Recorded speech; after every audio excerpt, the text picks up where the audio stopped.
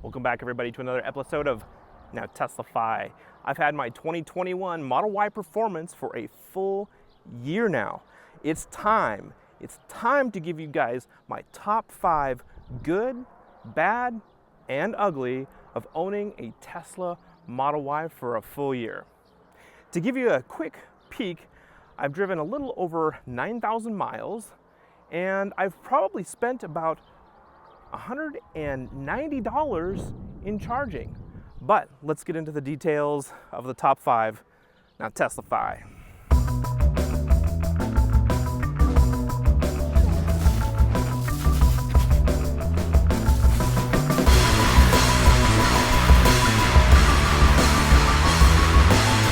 All right, we're gonna get started with my top 5 best things about owning my Tesla Model Y Performance. And you know what? We're gonna start right at number 1. The best thing, 100% absolutely, about owning a Tesla Model Y Performance, it's fast. It's scary fast. Getting up to speed is just effortless. It's incredible, and before you know it, you are going much faster than you probably should with just a little blip of the pedal. According to Tesla's site, the Model Y Performance can do 0 to 60 in 3.5 seconds with the roll subtracted, but just in your everyday use, it's just every time it's thrilling. You mash that pedal, it is awesome.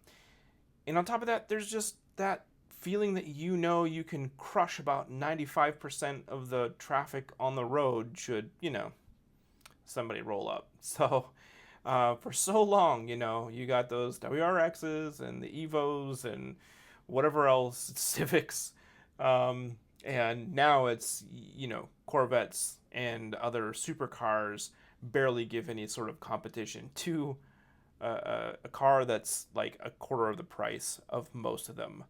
So it's just absolutely a joy. The reactions from all my friends are absolutely priceless, and it's just flat out. If you love speed, it's so hard to say no to an electric car, especially Model Y Performance. All right, coming in at number 2, the other thing that I absolutely love about this car, hands down more than any other car I've owned, is the sound system. First off, the fact that Spotify is built in is huge for me. Been a Spotify user for a long time. You should be too. It's just, I think it's the best streaming service out there at this time. The fact that I can access my entire library at my fingertips or at my voice is amazing. Now, I didn't do any audio for this video because it just simply wouldn't do it justice. You need to sit in this car or a Tesla yourself and hear the difference. I'm telling you, 0 rattles at volume. You can put on the most banging track and you will not hear a rattle in the car, at least not in my car. So the fact that I've got that clarity is absolutely amazing. Highly recommend it. And easily deserves the number 2 spot. All right, coming in at number 3, the third thing that I like most about my Tesla Model Y Performance, no keys. I have been almost key-free for an entire year. This is my key. And since I have HomeLink installed on my Tesla, I don't even have to use a key to get into my house. I just roll right into the garage and walk into the house. So not having to carry keys is amazing. Being able to walk up to the car, put the foot on the brake, shift into gear, and simply drive away is really underrated. And then conversely, being able to get out of the car, walk away without having to press anything, and have the windows roll up is also just as incredible. Finally, if you have HomeLink installed, you just have to be in proximity of your garage, and just as you roll up, the garage door will open for you automatically and you don't have to do anything. I don't carry keys anymore. All right, coming down to number 4. Number 4 is that glass roof and the spaciousness of this car. There's space for days. So getting in, you will notice this amazing glass roof.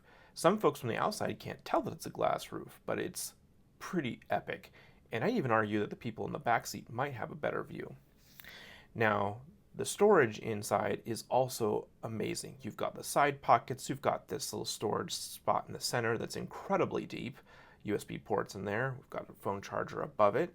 If you're interested in this organizing tray, it's not included, but I have a link to it in the description. We've got the center console underneath the armrest, which is also deep, and that's in addition to the glove box and the side compartments. All right, coming in at number 5 is the Supercharger network and the map planner. So one of the biggest challenges when switching to an EV is charging and reaching your destination. But with a large screen that is in Teslas and the map planner, you plug in your destination, it tells you if and when you need to charge, for how long, and how many stops you're going to need to make along the way. It makes it almost foolproof. And the other huge advantage is Tesla's Supercharger network is so large at this point that there's almost nowhere you cannot make it to or go in the States without having to be near a supercharger. The other wonderful thing is that you roll up to a station, you get out of the car, you grab the cord, and you plug it into your Tesla. Your payment and everything is already connected, so you don't even have to get out your credit card. Unplug when you're done, and you're set. So you may have seen when I first rolled up that we had a number of stalls that were available for us before we rolled up to this. So we have a number of stalls, how many available, what the charging rate is, the cost, idle fees, you know, if you're stopped charging but still plugged in, and then if this Shell station is closed, and I've seen this in a number of different places, if the Shell station is closed, here's the entry code for the bathrooms if you get here after hours. That's pretty handy. So also show, as we're charging, how many miles an hour we're getting for the charge and how many kilowatts and how much we've added since we've charged.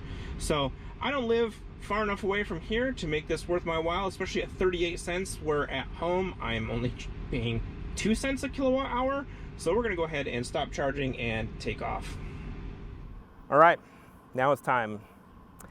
The bad things about owning a Tesla. For my first year, the number one thing that still to this day bothers me like no other, it's the paint. Teslas are notorious for soft paint. Just search the internet, you'll find hundreds if not thousands of posts of people asking about soft paint and paint protection film. This little guy I got just a couple of months ago driving along the highway, and that's all the way to the metal, just from one rock chip. I've never had any other car that scuffed or scratched as much as this. In fact, I only spray wash my car. I use a very soft towel when possible, but by and large, I try and just spray it down. Now, some cars are coming with the rocker panel, as I just pointed out there, installed, but I had to fork over $2,000 for the front and side mirrors. I thought that would be decent enough protection, but you probably want to do more than that, and I'd recommend it. All right, number 2 on the list of not so good things about owning a Tesla, or at least at this point, is Autopilot and phantom braking. One of the highly touted features of Tesla is the Autopilot system.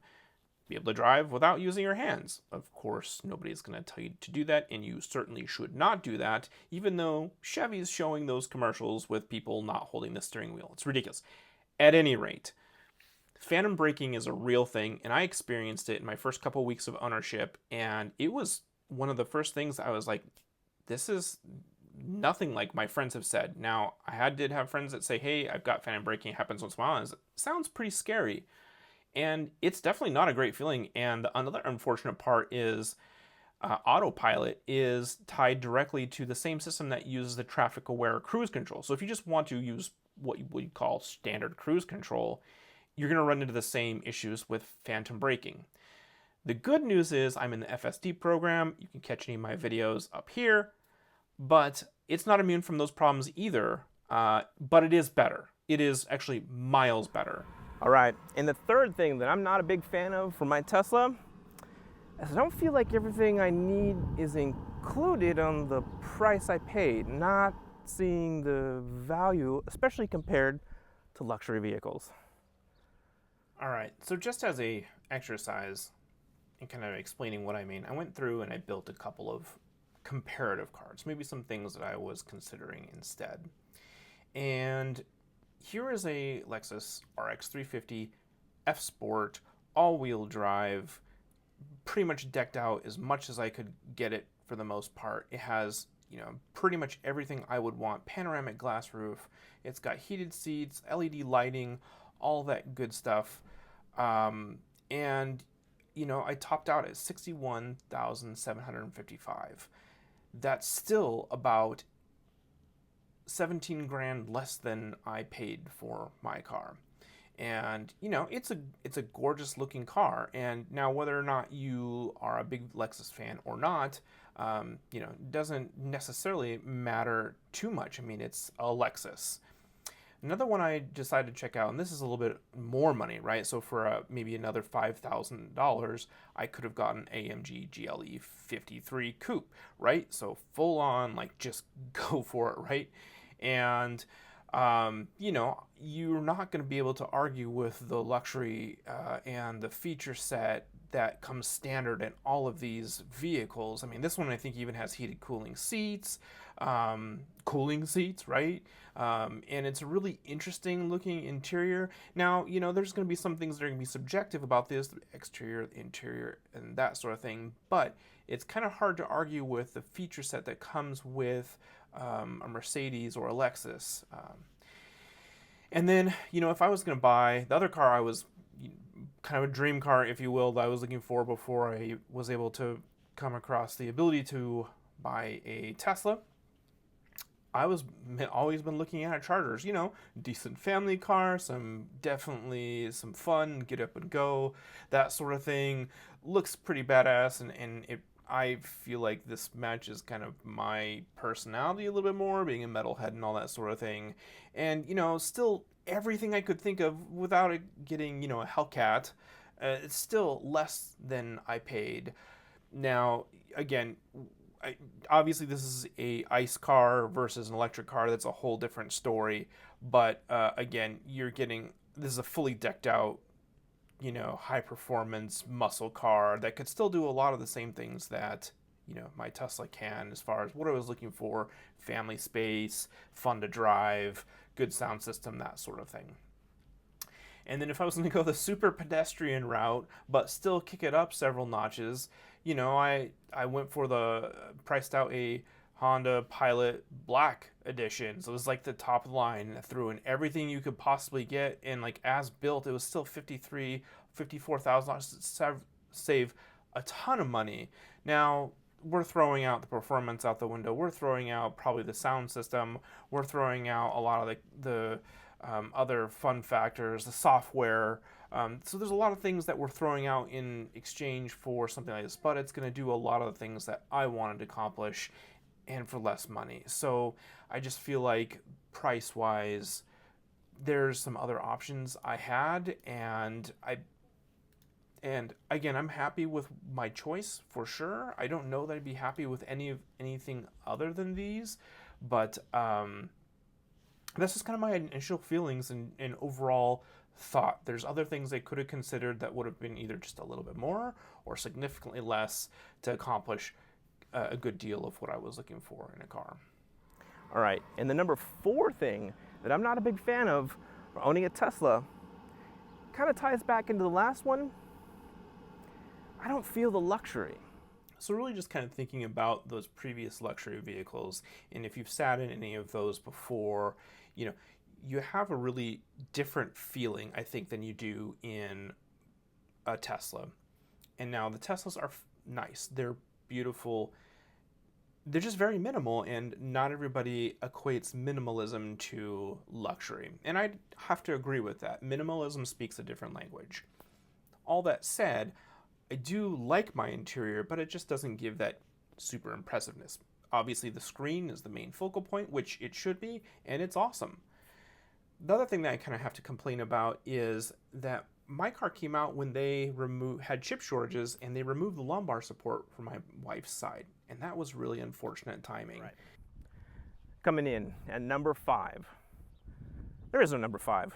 Actually, I racked my brain as far as things that I just can't stand, I don't have a fifth one. Those 4 things, I had to kind of grapple for 3 and 4, to be honest. I don't have a fifth thing that I can really think of.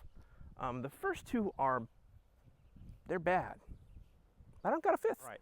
So now you know the top 5 things I love about my Tesla, the top 4 things I love about my Tesla. Let's get into some of the stuff that's a little bit more questionable, which we'll just call the ugly, to keep the theme. All right, so let's talk about some of the ugly things about owning a Tesla. My first one has to do with customer service and just kind of the general buying experience. It just isn't a very good experience. I understand what they're trying to do, online booking, direct from the manufacturer, all that is great stuff. But the communication isn't very good, and I'm sure if any of you are watching this, a lot of you are probably waiting for your Tesla and anticipating it coming. And that's just not a good experience watching that date move around. Kind of the second piece of that is once you do get your car and there is an issue, everything is done through the app, which being a tech person, I love. I think that is awesome. I hate talking to people, to be honest. So that is a good feature. However, you can't, it's so difficult to be able to just call somebody if you have a question. And it's possible, but it's difficult. It's not an easy thing to do. And so booking everything from all of your service appointments, something going wrong online, maybe you just need to communicate something about your service appointment. It's all done through like a chat, and it has some good things about it and some bad things. I just think they need more customer service folks to be able to tackle some of those things and get a response quicker. I think if a response was quicker and turnaround time for that sort of thing, you could just simply have a chat with a service advisor if you had a question. That would be a really nice thing. Now, the second thing I would say in the ugly category is just lack of communication about PR, etc., about Tesla on the whole, or service updates, firmware updates, and that sort of thing. It's just kind of a waiting game to see what's coming next, and you 100% rely on Elon's Twitter account, which, hey, Elon's Twitter account I'm a big fan of. I find following him amusing and interesting, but it's, the sole source of information until he tweets something. So that's kind of a ugly portion for me as well. The third ugly thing, and I think it really is ugly, and this isn't like a bad thing because it's not necessarily Tesla's fault, but it's the Uber turbines that I have. Check out my short. They've been curbed a few times. I've curbed them once very quickly after I got the car, unfortunately. But my wife, unfortunately, has curbed them several more times, which is also extremely frustrating. And I'm not sure that there's something that Tesla can do about them, but it's just something that it really irks me for some really nice wheels. I love the Uber turbines, but they are very susceptible to curb rash. They do stick out from the tire a bit. The fourth ugly thing, specifically for owning a Model Y Performance, is that my rear tires are wider than my front tires. Now, again, it looks great, they perform great, etc., but I can't rotate them. So my summer tires, which they are summer tires, they're gonna wear how they wear, and that's all there is to it. I did have to buy a full set of winter tires, which in the end I think is a great thing because, man, this thing is amazing in the winter. I should have added that to one of the top things.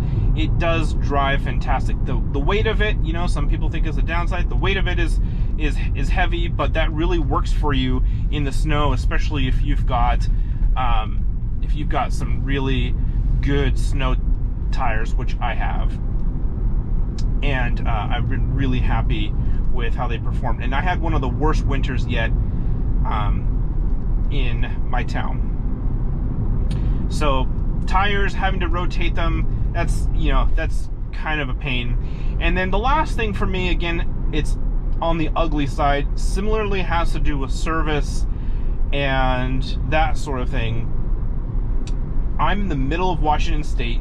I either have to go to Spokane, which is, 2.5 hours away, or Bellevue, which is 2 hours away, for, anything other than something they can send out the mobile rover for. Now, the mobile rover feature is amazing, especially if you're in one of those towns. But for me, it has come out a couple times for a couple of the issues I had. I had to have my performance spoiler reattached because it wasn't fully attached when I took delivery. So they sent the rover for that, basically installed a brand new one.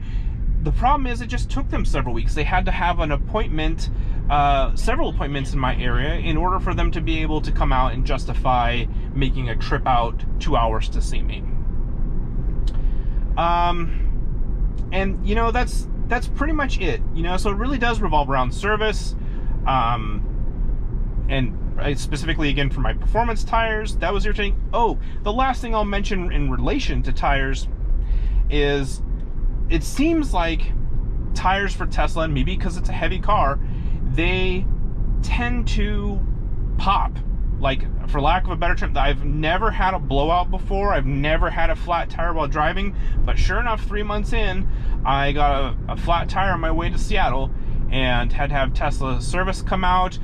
I had to wait. It wasn't terrible, but, I had to buy a whole brand new tire because, a blowout or a puncture isn't covered under warranty. So, that's an expensive replacement. So, that's just one more thing that's, it's ugly. It's unfortunate. It's not necessarily Tesla's fault. It could be simply the weight and the way these cars drive just, make them susceptible, but it is what it is. And that's a wrap. After a year, I want to thank everybody that has watched my channel, provided comments, give me those thumbs up, and I really can't thank every one of you enough. It's been an interesting ride. Videos and video editing isn't actually something that I do, and I've kind of had to learn along the way. But I'm hoping that y'all found this content interesting and maybe a little bit different than some of the other guys out there. Although, again, I'm in great company. So thank you so much for watching the video, and we'll be back again with more content. If you haven't seen my FSD videos or anything else, check those out above. We'll catch you next time.